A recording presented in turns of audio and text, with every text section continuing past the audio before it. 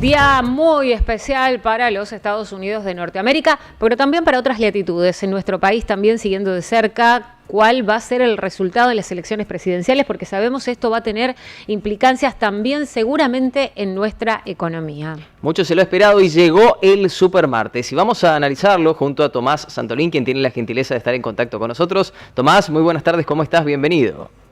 ¿Qué tal? ¿Cómo estás? Muy buenas tardes. Gracias por recibirme. Por favor, Tomás, ¿cómo se está viviendo este minuto a minuto de las elecciones? Y a ver, bueno, hay incertidumbre, te diría total. No está claro.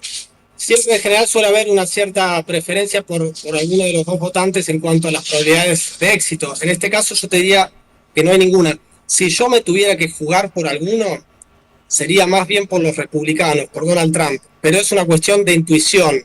Así que no tiene una base, digamos, no es un análisis fáctico. Tomás, buenas tardes. Bueno, mucho se viene hablando de que será una elección histórica, ya por el nivel de contundencia, de concurrencia anticipada, a votar, a sufragar y por el interés que ha desarrollado estas elecciones. Unas elecciones que decimos los resultados oficiales, ¿cuándo vamos a tener? Vamos a conocer. A ver, los resultados, sí. Lo más probable es que estén bien pasados. O sea, esta noche no vamos a conocer los resultados. Ajá. Con suerte los conoceremos en el día quizás de mañana. Recordemos que en la última elección contabilizar la totalidad de los votos llevó alrededor de más de 90 horas. No quiere decir que esta vez vaya a tardar tanto, pero sí que va a tardar. No van a estar apenas terminada la elección esta noche, llevará quizás 1 o 2 días. ¿Y puede tener este condimento de carácter histórico? A ver, sí y no. Ahí hay quizás una especie de trampa. Sí. Vos sabés, si no, le comentamos a nuestro público que las elecciones en Estados Unidos no son obligatorias. Sí.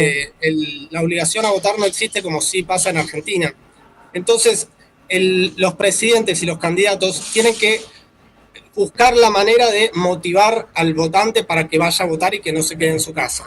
Entonces, el hecho, la narrativa de que la elección es histórica, que puede cambiar el país, es un gran incentivo, sea digamos, real o no, para llevar al votante a votar. Después, dicho eso, ¿es histórica o no? Yo creo que es determinante para la historia de las relaciones internacionales, por lo menos de este siglo. Estamos en la puerta de, eventualmente, una tercera guerra mundial. Obviamente son cosas que no se pueden anticipar, pero pareciera que el mundo está cada vez en una tensión bélica más alta, y eso hace que Estados Unidos, que es el principal hegemón, o lo ha sido hasta ahora, y principal potencia militar, junto con China, tenga un rol no solo determinante, sino vital para la humanidad entera, te diría yo. Así que sí, es determinante. Claro, hablamos de una elección voto a voto, Tomás, y ¿qué propició este terreno que ninguno de los dos candidatos pueda convencer a más de la mitad para tener ya una resolución certera? Bueno, en general, las elecciones presidenciales en Estados Unidos se caracterizan porque hay un público de votantes demócratas que ya siempre son demócratas y no cambian de opinión, y lo mismo con los republicanos, que por eso el hecho de que algunos estados donde hay mayoría republicana o mayoría demócrata, los candidatos ni siquiera van a hacer campaña. La campaña se define en algunos estados, en este caso 7 estados en este caso, que son los swing state, o bien estados péndulos, que son los que pueden votar para un lado o para el otro. Es decir, demócrata o republicano, Kamala o Trump. Esos estados son los que definen básicamente la elección, por eso los candidatos focalizan su campaña ahí. ¿Por qué está tan peleado esta vez? Yo creo que ninguno de los dos busca convencer al votante contrario, digamos, al electorado que normalmente votaría a su contrincante. Es decir, Trump le habla a su público, no le habla a los votantes demócratas, y Kamala le habla a su público y no le habla a los votantes demócratas, con lo cual se genera una especie de polarización que termina en una paridad. Claro. ¿Y el votante por qué define? ¿Por la economía, por la ideología al momento de expresar su voto? Bueno, si supiera esa pregunta, quizás no estaría acá y sería presidente.